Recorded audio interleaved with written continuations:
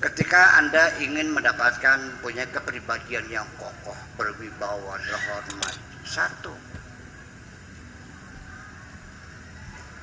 hidupmu harus punya aturan, harus punya undang-undang. Hidupmu antakuna laka qawaidul hayat, harus punya undang-undang kehidupan, ada aturannya. Hidup ini harus punya platform, harus punya visi dan misi, punya tujuan, punya program, punya gagasan, punya cita-cita.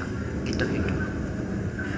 Tanpa itu semua, hidup kita tidak lebih seperti anak katak yang ngintil ngikutin traktor yang membajak sawah itu. Betul nggak? Bajaknya ke barat, dia ikut ke barat. Bajaknya muter, dia ikut muter. Anak katak tuh apa namanya tuh? Cebong. Jangan cebong dong. Ya anak katak lah. Kalau sana bilangnya pedet namanya itu. Jadi bukan hanya pribadi, organisasi, lembaga apapun jelas dong. Ada ADART-nya, ada aturannya, iya kan?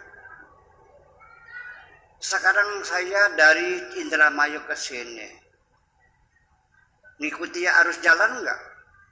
Ada aturannya, ada lampu merahnya, ada lampu hijaunya, ada fairboardnya, ada dilarang parkirnya, ada dilarang stopnya dan sebagainya. Itu semuanya harus ada aturan.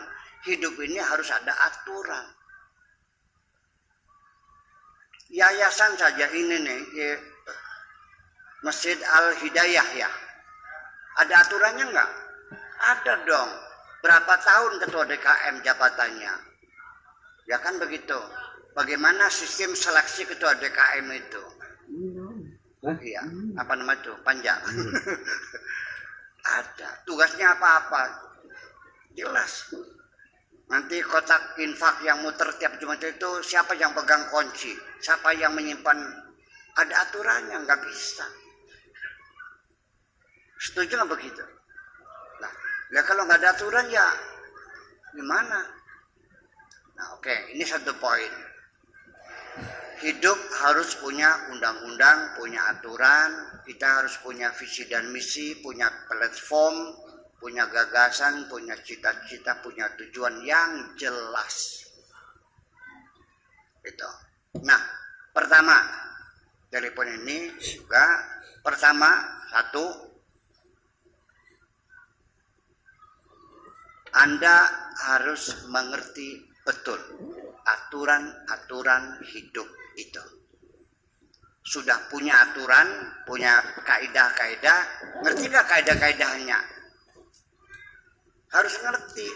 Banyak orang hidup beragama, hidup bernegara, hidup bermasyarakat, tapi dia tidak mengerti aturan-aturan itu. Baru saja tadi sebelum berangkat ke sini nih, ada panitia pembangunan masjid.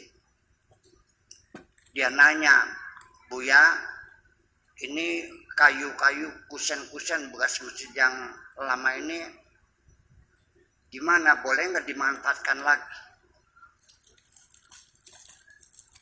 Ya boleh, bilang. Kata Pak Lebehnya, katanya dikubur aja. Artinya tidak boleh dijual, tidak boleh dipakai untuk apapun. Karena di kitabnya itu bunyinya bahwa wakaf itu tidak boleh diperjualbelikan. Saya bilang ilmu dari mana? Ya, sisa-sisa bangunan masjid, kusen kayu masih bagus-bagus, gendeng dikubur. Ini ilmu dari mana gendeng dikubur nih? Nah itu kan berarti dia ingin mentaati peraturan, tapi tidak tahu aturannya, tidak mengerti. Tidak sedikit banyak orang yang ingin menjalankan sholat, tapi tidak mengerti aturan sholatnya. Masa lagi sholat garuk-garuk begini-begini. Iya, sampai ada yang kentut aja nggak tahu dia batal tuh. Terus aja sholatnya. Jadi kita mesti tahu aturan-aturan semacam itu. Dan ini memerlukan waktu panjang untuk mengerti aturan-aturan itu. Sebab seseorang masuk dalam wilayah apapun, kalau tidak tahu aturannya, persis kayak masuk hutan belantara, nggak tahu jalan, nggak tahu arah. Tetapi nanti ketika kita ini belajar mengerti aturan, tolong jangan fokus hanya persoalannya boleh atau tidak boleh, bukan hanya haram atau tidak haram. Saya sudah capek mendengarkan orang setiap ada persoalan baru ujung-ujungnya hukumnya bagaimana, hukumnya boleh atau tidak. Nongol TV, bagaimana hukumnya TV? Nongol HP, bagaimana hukumnya HP? Nongol internet, sampai piano, bagaimana hukumnya? Sangat melelahkan. Masa Islam hanya terbatas boleh atau tidak boleh? Nah itu persoalannya. Nah, ujung-ujungnya bertengkar lagi.